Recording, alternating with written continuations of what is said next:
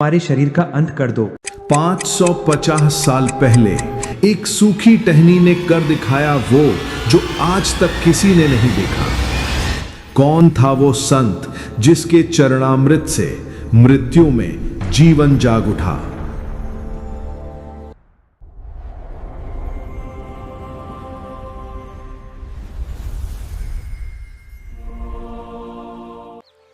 आज से लगभग 550 वर्ष पहले भारत देश के गुजरात राज्य में नर्मदा नदी के तट पर स्थित भरूच शहर के पास एक अति पावन और रमणीय गांव था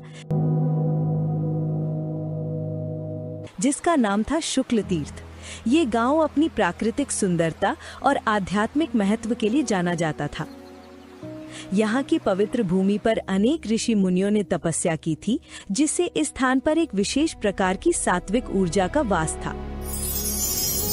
इसी शुक्ल तीर्थ गांव में जीवा और दत्ता नाम के दो ब्राह्मण भाई निवास करते थे। वे न केवल भाई थे, बल्कि उनके बीच एक गहरा आध्यात्मिक संबंध भी था। दोनों भाई जन्म से ही अत्यंत धार्मिक प्रवृत्ति के थे। पिछले जन्मों के उनके पुण्य कर्मों का ही ये फल था कि दोनों भाइयों को सत्संग सुनने का सुअवसर प्राप्त होता था। वे नियमित रूप से गांव में होने वाले सत्संग कार्यक्रमों में जाते थे, जहां वे ज्ञानी महात्माओं और संतों से ज्ञान प्राप्त करते थे। मोक्ष प्राप्त करना ही मनुष्य जीवन का मुख्य उद्देश्य होता है और मोक्ष प्राप्त करने के लिए पूर्ण संत की शरण आवश्यक है। बिना गुरु के एक बार मनुष्य जीवन व्यर्थ होने के बाद 84 लाख योनियों में कष्ट उठाना पड़ता है। इसलिए पूर्ण मोक्ष प्राप्त करने के लिए पूर्ण गुरु से दीक्षा लेकर भक्ति करनी चाहिए। केवल पूर्ण संत ही हमें मोक्ष का अधिकारी बना सकता है। इसलिए हमें पूर्ण संत की खोज करनी चाहिए और उनसे दीक्षा लेकर भक्ति करनी चाहिए। इतना जानने के बाद जीवा और दत्ता की उत्सुकता पूर्ण संत के लिए और बढ़ गई। वे पूर्ण संत की तलाश में कई संतों के पास जाकर उनके सत्संग सुनने लगे, लेकिन पूर्ण संत न मिलने के कारण चिंतित रहने लगे। भैया, आखिर हमें पूर्ण संत कहाँ और कैसे मिलेंगे? जिस भी गुरु का सत्संग सुनते हैं वो अच्छी बातें बताता है, लगता है कि यही पूर्ण संत है, किंतु जब दूसरे गुरु का सत्संग सुनते हैं तो लगता है कि यही पूर्ण संत है। भैया, इतने सारे गुरुओं में वो सच्चा संत कौन है, कैसे पता चलेगा? हाँ दत्ता, हमने बहुत बड़े बड़े संत, महेंद्र और बड़े बड़े महामंडलेश्वरों के सत्संग सुने। जिसका भी सत्संग सुनते हैं वही पूर्ण गुरु लगता है, लेकिन इन सब में वो पूर्ण संत कौन है जिससे दीक्षा लेकर भक्ति करने से हमारा पूर्ण मोक्ष हो सकता है, ये फैसला करना बहुत मुश्किल हो रहा है दत्ता। भैया, हम एक काम करें तो? कैसा काम दत्ता? भैया, हम अपने घर में एक पेड़ की सूखी डाली को मिट्टी में गाड़ कर लगा देते हैं और सभी संतों के चरण जल से धोकर उस चरणामृत को हम उस सूखी डाली पर डालेंगे। जिस भी संत के चरणामृत से वो डाली हरी भरी हो जाएगी तो हम मान लेंगे कि यही पूर्ण और सच्चे संत है। फिर हम उनसे दीक्षा लेकर भक्ति करेंगे, तब हमारा जीवन सफल हो जाएगा। ठीक है दत्ता, हम ऐसा ही करते हैं। शायद इसी तरह से हम पूर्ण संत को खोज सके। जीवा और दत्ता ने अपनी बुद्धि से ही ये निर्णय लिया। दोनों भाइयों ने एक सूखे वट वृक्ष की टहनी की खोज शुरू की। भैया, वो देखो पेड़ की सूखी टहनी। दोनों भाइयों ने एक सूखे वटवृक्ष की टहनी ली और अपने आंगन में लगा दी। इसके साथ ही ये निर्णय लिया कि जिस भी संत के चरणामृत से ये टहनी हरी हो जाएगी वही तत्वदर्शी संत होगा। जीवा और दत्ता हर आने वाले संत के आगमन पर उनके चरणों को श्रद्धा पूर्वक धोते थे। वे उस पवित्र चरणामृत को एक सूखी हुई टहनी पर डालते थे, इस आशा के साथ कि उसमें जीवन का संचार हो। हालांकि उनकी निरंतर कोशिशों के बावजूद टहनी हरी नहीं हुई। उनकी भक्ति इतनी गहरी थी कि वे उन संतों के पास भी जाते थे जो उनके घर नहीं आ सकते थे।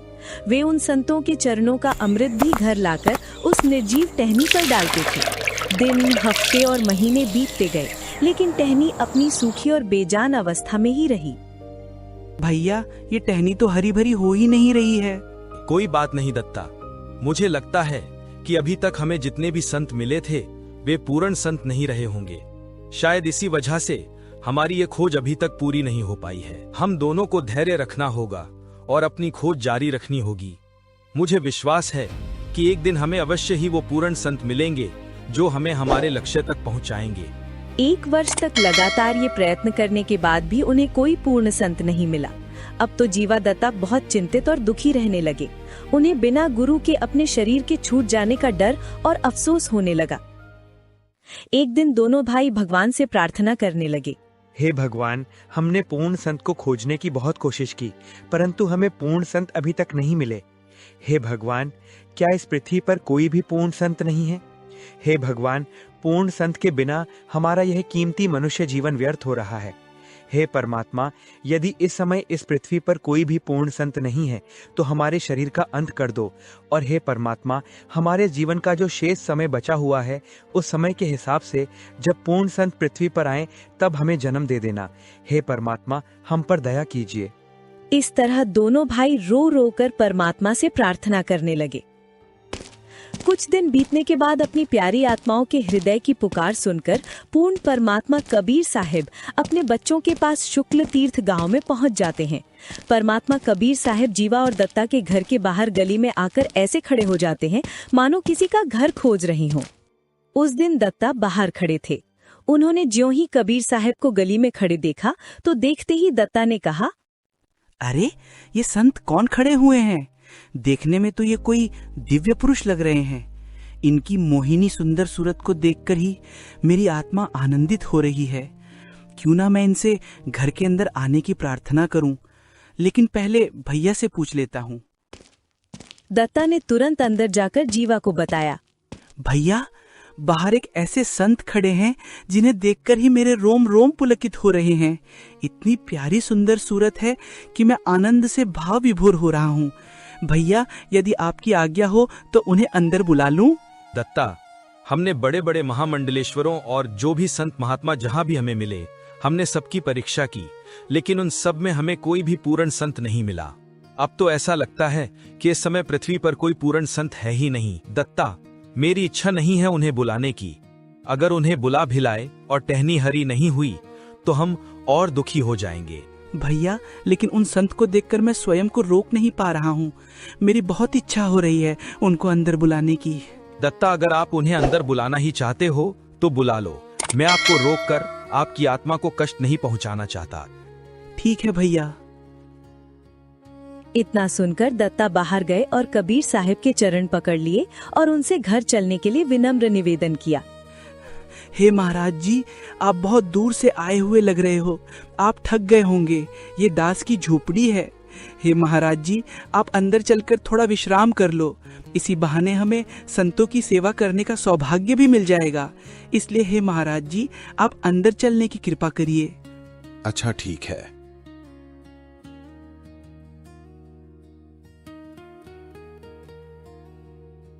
कबीर साहिब ने अनुग्रह स्वीकार किया। परमेश्वर कबीर जी के आते ही दोनों भाइयों ने उनका सत्कार किया। उन्हें प्रेम से आदर पूर्वक आसन ग्रहण करवाया। दत्ता, एक पात्र में स्वच्छ जल ले आओ संत जी के चरणों को धोने के लिए। ठीक है भैया। कबीर साहिब जी को ससम्मान बिठाकर उनके चरण धोए। दत्ता, संतों का चरणामृत बहुत पवित्र होता है। इसे यूं ही नहीं फेंकना चाहिए। इसे ले जाकर अपने घर में लगे पेड़ पौधों की जड़ में डाल दो। ठीक है भैया। चरण धोने के बाद दत्ता उस चरणामृत को लेकर उसी सूखी टहनी के पास पहुँचे और उस सूखी टहनी पर चरणामृत डाला। चरणामृत डालते ही वो सूखी टहनी हरी हो गई और देखते ही देखते उस पर कोमल कौंपले फूटने लगी। अरे, ये तो चमत्कार हो गया। ये सूखी टहनी तो हरी भरी हो गई। जीवा भैया, जल्दी यहाँ आना। देखो भैया, ये सूखी टहनी हरी हो गई और इसमें छोटे छोटे पत्ते भी आ गए। भैया, आज परमात्मा ने हम पर कृपा कर दी। आज हमारे घर स्वयं पूर्ण परमात्मा सच्चे संत रूप में आ गए। हाँ दत्ता, ये तो चमत्कार हो गया। सूखी टहनी हरी हो गई। आज हमें पूर्ण संत मिल गए। दोनों भाइयों की प्रसन्नता का ठिकाना न रहा। वे दोनों जल्दी से आए और कबीर साहिब के चरणों में बैठ गए। दोनों भाई फूट फूट कर रोने लगे। हे परमात्मा, आप पहले क्यों नहीं आए? हम बहुत दुखी हो गए थे। बच्चों, आपके मन के भीतर का भ्रम समाप्त नहीं होता अगर मैं पहले आ जाता तो। बच्चों, आपके मन में बड़े बड़े मंडलेश्वरों को देखकर शंका होती कि वे भी पूर्ण संत हो सकते हैं, और यह एक साधारण सा दिखने वाला व्यक्ति पूर्ण संत कैसे हो सकता है?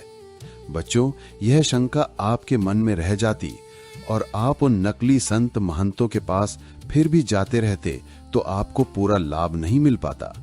अब आपको स्वयं ही विश्वास हो गया है कि इस संसार में कोई भी पूर्ण संत नहीं है।